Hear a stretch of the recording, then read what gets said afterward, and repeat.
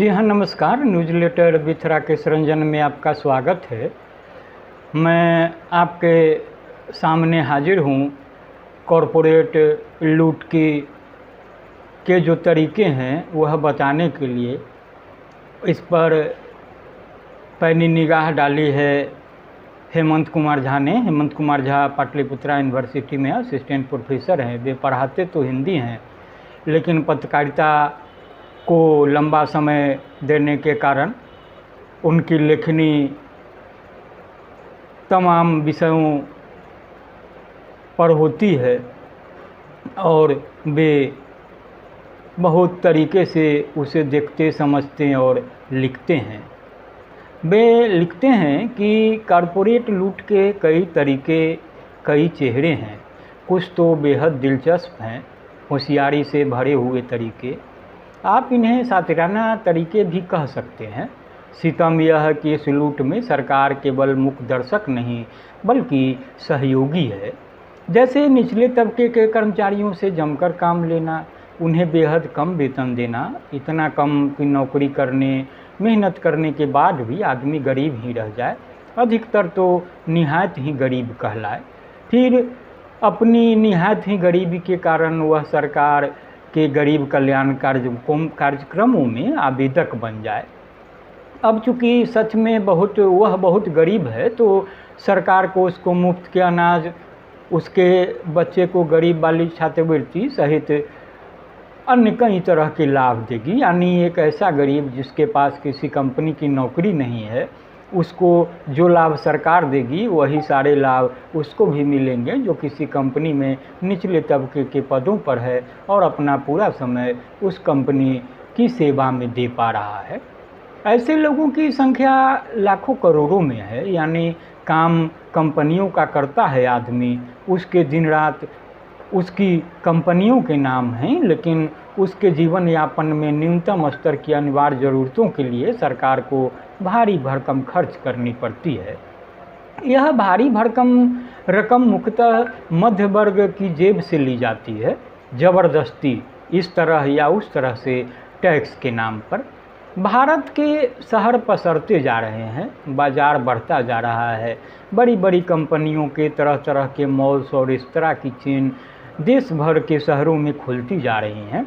Service sector के विस्तार ने कई तरह की नौकरियां पैदा की हैं, लेकिन प्रायः हर जगह निचले तबके के कामगारों का घोर शोषण है।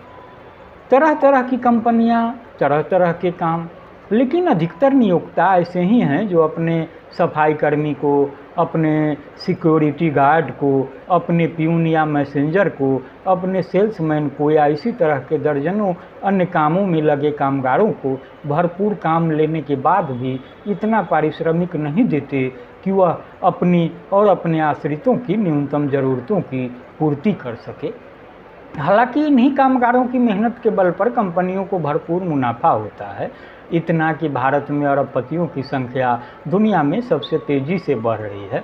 कितने तो देश और उसके निवासियों को तरह तरह का चूना लगाकर रिकॉर्ड समय में अरबपति से खरबपति बन जा रहे हैं, लेकिन ऐसी कोई सार्वजनिक ऑडिट नहीं होती, ऐसी कोई विश्वसनीय रिपोर्ट नहीं आती कि किस कंपनी ने अपने मुनाफे का कितना प्रतिशत अपने निचले तबके के कामगारों के पारिश्रमिक पर खर्च किया या कितना अपने मैनेजर्स को दिया और खुद ले लिया।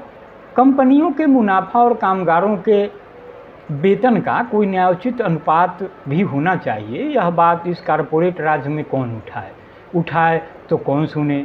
कंपनियां उनकी सत्ता संरचना पर वर्चस्व, उनका राजनीति की लगाम उनके हाथ, तो आर्थिक नीतियों पर उनका वर्चस्व रहना ही है।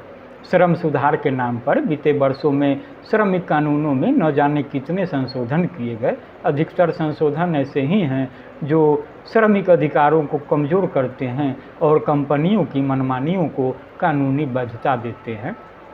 अब जब बड़े बड़े कॉरपोरेट प्रभु रिटेल सेक्टर में उतर रहे हैं, बाज़ार के मझोले कारोबारी धीरे धीरे कमज़ोर होते जा रहे हैं, छोटे कारोबारी ओझल होते जा रहे हैं, तो कामगारों के ऐसे तबके का तेज़ी से विस्तार होता जा रहा है जो इस सेक्टर में नौकरी करते अपने दिन रात कंपनी को सौंप दे रहे हैं और तब भी अपनी न्यूनतम ज़रूरतों के लिए सरकार के दरवाजे पर लाइन लगाकर खड़े हो जा रहे हैं। कॉरपोरेट लूट का यह अनोखा रूप है। कल्पना करें कि सरकार उन लोगों को निर्धनता लाभ देने से इनकार कर दे जो किसी भी कंपनी में पूर्णकालिक नौकरी करते हैं, तो क्या होगा यह कि विद्रोह होगा। कड़ी ड्यूटी, कड़ी मेहनत के बाद भी कामगारों और उनके आश्रितों का पेट न भरे तो या तो वे काम छोड़ सकते हैं या संगठित विद्रोह कर सकते हैं। दोनों ही स्थितियों में कंपनियों को खतरा है, क्योंकि कामगार भी चाहिए और बहुत वेतन पर भी चाहिए, और संगठित विद्रोह तो नहीं ही चाहिए। तो कॉरपोरेट हितैषी सरकार आगे आती है। वह उन अल्प वेतनभोगी कामगारों को मुफ्त अनाज देती है, कई तरह के अन्य लाभ, आर्थिक लाभ देती है। फिर न कोई काम छोड़ता है, न किसी तरह के विद्रोह की कोई बात होती है। जिन्हों को ही मुकद्दर मान चुका निर्धन कामगार वर्ग इधर कंपनी की जय जयकार, उधर सरकार की जय जयकार करता रहता है। कॉरपोरेट लूट के इस पहलू पर कोई गंभीर विमर्श नहीं होता। अगर होता है तो शुरू होते ही विमर्शकारों का राजनीतिक टेटुआ दबा दिया जाता है। अमेरिका के बर्नी सैंडर्स इसके उदाहरण हैं। उन्होंने इस मुद्दे पर कई व्याख्यान दिए और कॉरपोरेट लूट के इस तरीके पर जमकर हमला किया। उन्होंने मांग की कि कंपनियां अपने कामगारों को इतना वेतन तो दें ही कि वे अपनी न्यूनतम ज़रूरतों के लिए सरकार पर बोझ न बने। सैंडर्स ने इसे सरकार के संरक्षण में कॉरपोरेट की संगठित लूट बताया। नतीजा, कॉरपोरेट के गढ़ अमेरिका में बर्नी सैंडर्स को राष्ट्रपति चुनाव में भाग नहीं लेने देने के लिए हर संभव कोशिश की गई। वे राजनीति के हाशिए पर डाल दिए गए।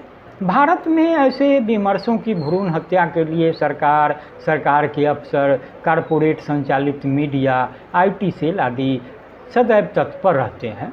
इस तरह की कोई मांग उठाई नहीं कि आप लेफ्ट घोषित हुए। अगर तब भी उठाते रहे तो देशद्रोही घोषित होने का खतरा भी सिर पर मंडराने लगता है। वैसे तो दुनिया के एक बड़े हिस्से पर बाजारवादी शक्तियों का वर्चस्व है, लेकिन अगर इस निकृष्टतम चेहरा देखना हो तो दक्षिण एशिया, खासकर भारत की आर्थिकी को जानने समझने का प्रयास कर सकते हैं। संगठित शोषण और संगठित लूट के जो उदाहरण आपको यहाँ मिलेंगे वह शायद ही कहीं और मिले। तो आप इसे सुने और गुने, संजीदा हों, अपना बहुत बहुत ख्याल रखें। आज इतना ही, नमस्कार।